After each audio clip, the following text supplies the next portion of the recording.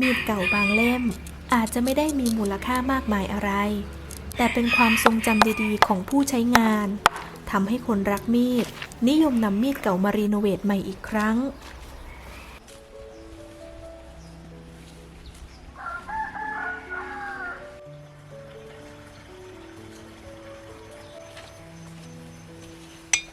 ปัญหาที่พบได้บ่อยในมีดที่ผ่านการใช้งานมาอย่างหนักก็คือมีดหมดคมชุบและการเสื่อมสภาพของใบรวมถึงด้ามมีดที่มีการแตกร้าวโยกคลอนและอาจก่อให้เกิดอันตรายต่อผู้ใช้งานได้แต่การที่จะรีโนเวทมีดนั้นสิ่งแรกที่ต้องทำการตรวจสอบก็คือหาร่องรอยชำรุดบนใบมีดและกันมีดเพราะถ้าหากมีดมีร่องรอยแตกร้าวมีดเล่มนั้นจะไม่สามารถนำมาชุบหรือขัดคมเพื่อรีโนเวทได้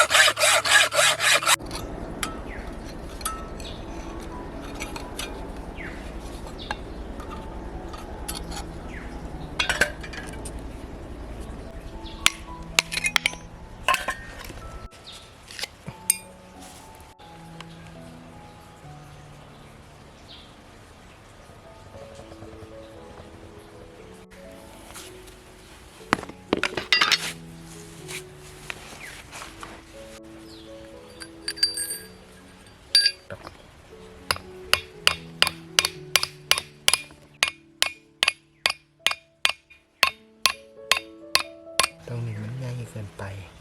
ธรรมดาเขาต้องปาดออกอีกนิดนึงมานี่แต่ว่าเนื่องโดยมันเป็นมิดรีโนเวทมันสนิมเกาะแล้ว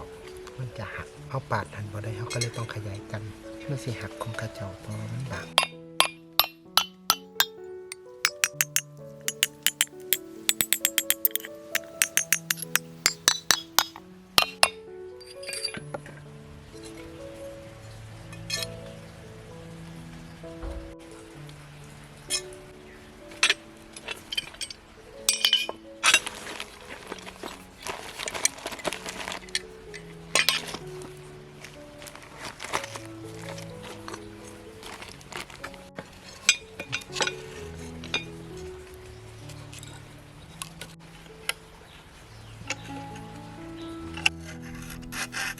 ในส่วนของกั่นมีดควรตรวจสอบด้วยว่าเหล็กยังมีสภาพแข็งแรงพร้อมใช้งานอยู่หรือไม่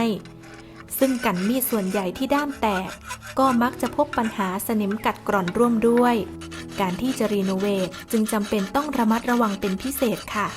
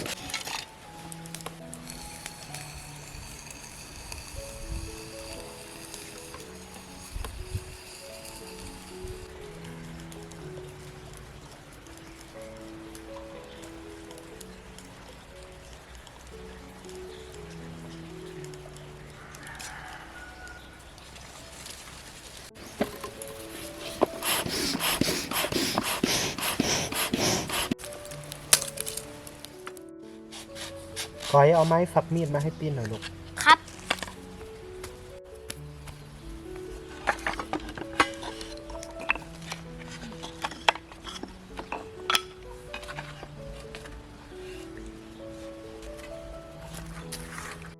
พี่ครับ อันนี้ใช้ได้ไหมครับ ได้ครับ โอเคแล้วก็มาวัดตรงนี้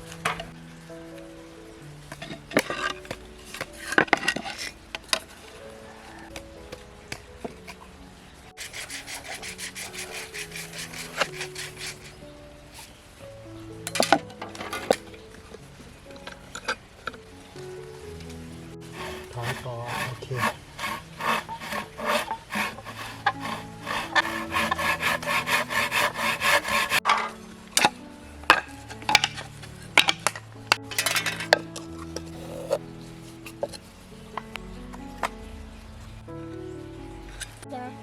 ไม่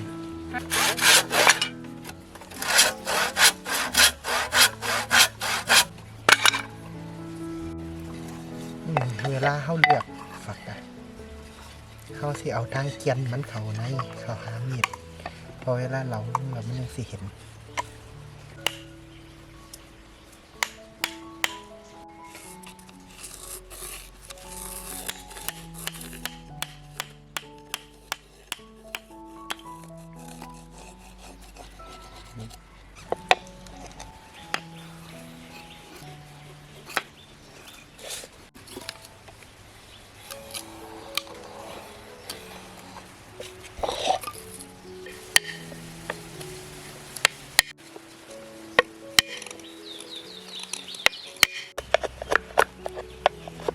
สังระยะบ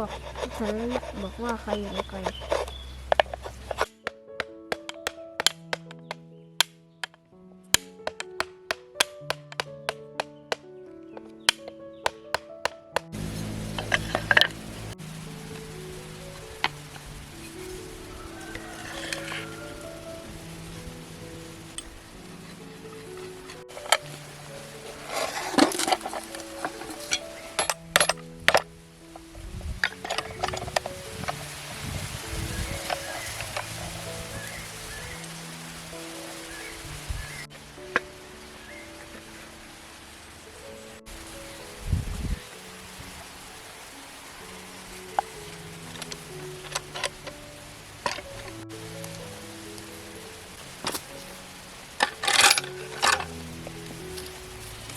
จากการประเมินด้วยสายตาและการคาดเดาคุณสมบัติของมีดเล่มนี้น่าจะถูกทำขึ้นจากเหล็กแหนบซึ่งเป็นเหล็กในกลุ่มสปริงคาร์บอนกลางสามารถชุบแข็งได้ด้วยน้ำหรือน้ำมันแต่ในคลิปนี้เราเลือกที่จะชุบด้วยน้ำเพราะต้องการให้มีดมีความแข็งเฉพาะส่วนคมอีกทั้งเนื้อเหล็กมีความเก่าหากให้อุณหภูมิวิกฤตจนเกินไปอาจจะส่งผลให้เนื้อเหล็กเกิดการแตกร้าวได้ในภายหลัง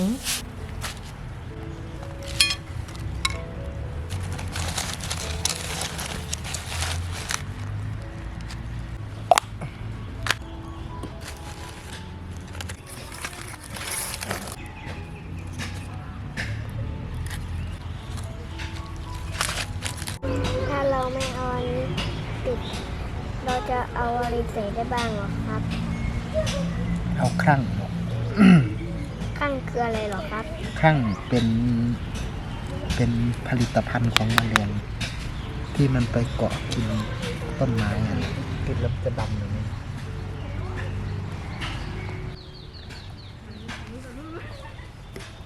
น่า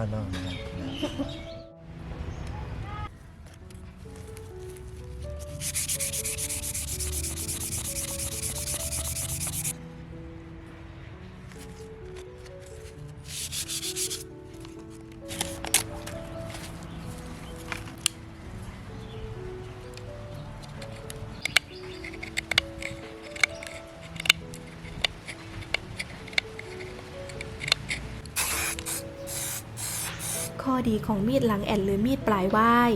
เป็นมีดที่ใช้งานได้อย่างอเนกประสงค์ และเหมาะสมในการใช้ทำครัว เนื่องจากความแอนของท้องใบ